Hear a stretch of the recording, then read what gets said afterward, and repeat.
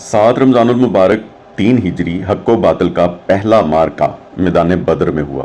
1000 افراد پر مشتمل کفار کے لشکر، جن کے پاس 100 گھوڑے اور 700 اونٹوں کے ساتھ ساتھ کثیر تعداد میں آلات حرب موجود تھے، مقابلے میں اسلام کے 313 مجاہدین، جن کے پاس 2 گھوڑے، 70 اونٹ، 6 زریں اور 8 تلواریں تھیں، جذبہ ایمان سے میدان جنگ میں پوری طاقت کے ساتھ لڑے۔ اللہ کریم کی رحمت سے اس جنگ کے نتیجے میں مدینے کی ریاست کو اور استحکام ملا۔ اس عظیم مارکہ کے تقریباً 6 برس بعد 8 ہجری رمضان المبارک میں مسلمانوں نے مکہ فتح کر لیا۔ اس عظیم مارکے سے بحیثیت مسلمان ہمیں جو سبق ملتا ہے وہ یہ ہے کہ بلند جذبے، اللہ اور اس کے رسول پر کامل یقین سے آج بھی ناممکنات کو ممکنات میں بدلا جا سکتا ہے۔